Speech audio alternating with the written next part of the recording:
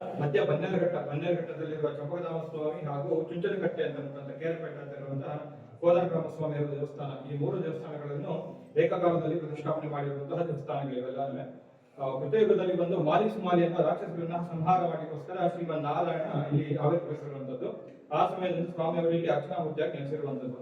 ನಂತರ ತ್ರೇತಾಯುಗದಲ್ಲಿ ಶ್ರೀರಾಮಚಂದ್ರ ಸ್ವಾಮಿಯವರು ಇಲ್ಲಿ ವನವಾಸವನ್ನು ಮುಗಿಸಿ ವಾಪಸ್ ಅಯೋಧ್ಯೆಗೆ ಹೋಗಬೇಕಾದ್ರೆ ಈ ಸ್ವಾಮಿಯವರನ್ನು ಬಂದು ಇಲ್ಲಿ ಸ್ವಾಮಿಯವರನ್ನು ಪೂಜೆ ಮಾಡಿರುವಂತದ್ದು. ಅದರಿಂದಾಗಿ ಸ್ವಾಮಿಯವರ ವಾಡಿಕೆ ಹೆಸರು ಶ್ರೀರಾಮ ದೇವರು ಅಂತ ಶ್ರೀರಾಮ ದೇವಸ್ಥಾನ, ಶ್ರೀರಾಮ ದೇವರು ಅಂತ ವಾಡಿಕೆಯಲ್ಲಿ ಬಂದಿರುವಂತ ಹೆಸರು. ನಂತರ ದ್ವಾಪರಯುಗ ಬರುತ್ತೆ. ದ್ವಾಪರಯುಗದಲ್ಲಿ ಬಂದು ಚಂಪಕಾಂತ ರಾಕ್ಷಸಿಯನ್ನು ಸಂಹಾರ ಮಾಡಲಿಕ್ಕೋಸ್ಕರ ಸ್ವಾಮಿಯವರು ಮತ್ತೆ ಆವಿರ್ಭವಿಸ್ತಾರೆ.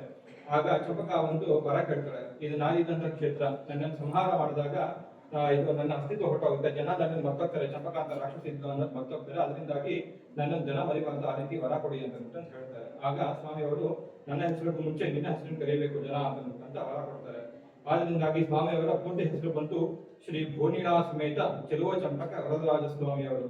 ವಕ್ಷಸ್ಥಳದಲ್ಲಿ ಶ್ರೀದೇವಿ ಅಂದ್ರೆ ಹೃದಯದಲ್ಲಿ ಶ್ರೀದೇವಿ, ಭೂದೇವಿ, ನೀಲಾದೇವಿ, ಶ್ರೀ ಭೂನಿಳಾ ಸಮೇತ ಚೆಲುವ ಸ್ವಾಮಿ ಅತ್ಯಂತ ಸುಂದರವಾಗಿರುವುದರಿಂದ ಚೆಲುವ ಅಂತ ಕರೀತಾರೆ.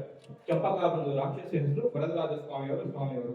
ಶ್ರೀ ಭೂನಿಳಾ ಸಮೇತ ಚೆಲುವ ಚಂಪಕ ವರದರಾಜ ಸ್ವಾಮಿಯವರು. ವಾಡಿಕೆಯಲ್ಲಿ ಬಂದಿರುವ ಹೆಸರು ಶ್ರೀರಾಮ ದೇವರು ಅಂತ ಅಂದ್ಬಿಟ್ಟು. ನಂತರ ಕಲಿಯುಗದ ಆರಂಭದಲ್ಲಿ ಜನಮೇಜಯ ರಾಜರವರು ಸರ್ಪಯಾಗ ಮಾಡಿದಾಗ ಸರ್ಪದೋಷ ಬರುತ್ತೆ ಅವರಿಗೆ, ಚರ್ಮವ್ಯಾಧಿಯಿಂದ ಅವರಿಗೆ ದಕ್ಷಿಣ ಭಾರತದ ಎಲ್ಲಾ ದೇವಸ್ಥಾನಗಳನ್ನು ಅವರು ಪ್ರವಾಸ ಮಾಡ್ತಾರೆ. ಆಗ ಈ ಕ್ಷೇತ್ರಕ್ಕೂ ಬಂದು ಸ್ವಾಮಿಯವರನ್ನು ಬೇಡಿಕೊಳ್ತಾರೆ. ಹಿಂದೆ ಪುಷ್ಕರಣಿ ಇದೆ, ಕಲ್ಯಾಣಿಯಲ್ಲಿ, ಆ ಕಲ್ಯಾಣಿಯಲ್ಲಿ ವಿದ್ಯಾರ್ಥಿ ಬಂದು ಸ್ವಾಮಿಯವರನ್ನು ಬೇಡಿಕೊಂಡಾಗ ಅವರ ಚರ್ಮವ್ಯಾಧಿಗಳನ್ನು ನಿವಾರಣೆ ಮಾಡಿಕೊಡ್ತಾರೆ. ಆ ಸಮಯದಲ್ಲಿ ಸ್ವಾಮಿಯವರಿಗೆ ದೇವಸ್ಥಾನವನ್ನ ಜೀರ್ಣೋದ್ಧಾರ ಮಾಡಿಸ್ಕೊಟ್ಟಂಥದ್ದು ಜನಮೇಜಯ ರಾಜರವರು ಪ್ರಥಮ ಬಾರಿಗೆ. ನಂತರ ಚೋಳರ ಕಾಲದಲ್ಲಿ ಒಳಗಡೆ ಇರುವಂತಹ ಗರ್ಭಗೃಹ ಮತ್ತು ಕಲಾಶ ಮಂಟಪ, ಈ ಎರಡನ್ನು ಕೂಡ ಚೋಳರ ಕಾಲದಲ್ಲಿ ಪ್ರತಿಷ್ಠಾಪನೆ ಮಾಡಿರುವಂತದ್ದು. ನಂತರ ಇಲ್ಲಿರುವಂತಹ ನವರಂಗ ಮಂಟಪ ಮತ್ತು ಮುಖ ಮಂಟಪ, ಹೊರಗಡೆ ಇರುವಂತಹ ಇನ್ನೊಂದು ಮಂಟಪ, ಈ ಎರಡನ್ನು ಕೂಡ ಹೊಯ್ಸಳರ ಕಾಲದಲ್ಲಿ ಪ್ರತಿಷ್ಠಾಪನೆ ಮಾಡಿರುವಂತದ್ದು. ಅದರ ಪುರವಾಗಿ ಇಲ್ಲಿ ಹೊಯ್ಸಳರ ವಿಷ್ಣು ದೇವಾಲಯದಲ್ಲಿ ಎಲ್ಲೂ ನಿಮಗೆ ಗಣಪತಿ ಸಿಗುವುದಿಲ್ಲ. ವಿಷ್ಣು ಆಲಯದಲ್ಲಿ ಈ ಕಡೆ ಗಣಪತಿ, ಹೊಯ್ಸಳರ ಇದರಲ್ಲಿ ವಾಸ್ತುಶಿಲ್ಪಿಯಲ್ಲಿ ಗಣಪತಿಯನ್ನು ಪ್ರತಿಷ್ಠಾಪನೆ ಮಾಡುವಂತದ್ದು ವಾಡಿಕೆ. ಅದರಿಂದಾಗಿ ಇಲ್ಲಿ ಗಣಪತಿಯನ್ನ ಇದು ಮಾಡಿರುವಂತದ್ದು. ಹೊರಗಡೆ ಇರುವ ಜಯ ವಿಜಯ ಇಬ್ಬರು ದ್ವಾರಪಾಲಕರು ಸಹ ಅವರನ್ನ ವಿಜಯನಗರ ಸಾಮ್ರಾಜ್ಯ ಸಮಯದಲ್ಲಿ ಪ್ರತಿಷ್ಠಾಪನೆ ಮಾಡಿರುವಂತದ್ದು. ಅದು ಕೂಡ ಒಂದು 450 ವರ್ಷದ ಹಿಂದಿನ ವಿಗ್ರಹಗಳು ಕೂಡ. ಅದಾದ ನಂತರದಲ್ಲಿ ಸ್ವಾಮಿ ಅವರಿಗೆ ಚೈತ್ರ ಶುದ್ಧ ಪೌರ್ಣಮಿ ಅಂದ್ರೆ ಬೆಂಗಳೂರು ಕರಗತ್ತಿನ ಈ ಸ್ವಾಮಿ ಅವರಿಗೆ ರಥೋತ್ಸವಾದಿಗಳು ನಡೆಯುತ್ತೆ. ನಂತರ ಶ್ರಾವಣ ಮಾಸದಲ್ಲಿ ಸ್ವಾಮಿ ಅವರಿಗೆ ವಿಶೇಷ ಪೂಜಾ ಕೈಂಕರ್ಯಾದಿಗಳು. ಅದಾದ ನಂತರದಲ್ಲಿ ದಸರಾ ಸಮಯದಲ್ಲಿ ಉತ್ಸವ ಮೂರ್ತಿ ಅವರನ್ನ ಪಟ್ಟಕ್ಕೆ ಕೂರಿಸ್ತೀವಿ. ಉತ್ಸವ ದೇವರನ್ನ ಅವರನ್ನ ಪಟ್ಟಕ್ಕೆ ಕೂರಿಸಿ ದಶಾವತಾರ 10 ದಿನಗಳಲ್ಲಿ ಸ್ವಾಮಿಯವರ ಒಂದೊಂದು ಅವತಾರಗಳು, ಮತ್ಸ್ಯ ಕೂರ್ಮ, ವರಾಹ, ನರಸಿಂಹ ಹಾಗೆ ಒಂದೊಂದು ದಿನಗಳಲ್ಲಿ ಒಂದೊಂದು ಅವತಾರಗಳನ್ನ ಅಲಂಕಾರ ಮಾಡ್ತೀವಿ ಸ್ವಾಮಿಯವರಿಗೆ. ನಂತರದಲ್ಲಿ ಧನುರ್ಮಾಸದಲ್ಲಿ ಸ್ವಾಮಿಯವರಿಗೆ ತಿರುಪಾವೈ ಅಂತ ನಮ್ಮ ತಮಿಳಿನ ಪಾಶುರಗಳಿರುತ್ತೆ. ಅದರಲ್ಲಿ ಒಂದೊಂದು ದಿನ 30 ದಿನ ಇರುತ್ತೆ. ಆ 30 ದಿನಗಳು ಕೂಡ 30 ಪಾಶುರಗಳನ್ನ ಒಂದೊಂದು ದಿನ ಒಂದೊಂದು ಪಾಶುರಗಳನ್ನ ಸ್ವಾಮಿಯವರಿಗೆ ಅರ್ಚನೆ ಮಾಡಿ ಸ್ವಾಮಿಯವರಿಗೆ ವಿಶೇಷ ಪೂಜಾ ಕೈಂಕರ್ಯ ನಡೆಸ್ಕೊಂಡು ಹೋಗಿರುವಂತದ್ದು.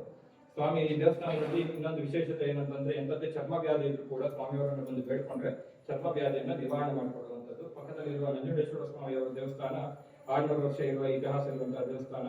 ಮುಂದೆ ಇರುವ ಚೌಡೇಶ್ವರಿ ಅಮ್ಮನವರ ದೇವಸ್ಥಾನ ಈಗ ಒಂದು 80 ವರ್ಷದ ಹಿಂದೆ ಅದನ್ನು ಪ್ರತಿಷ್ಠಾಪನೆ ಮಾಡಿರುವಂಥದ್ದು.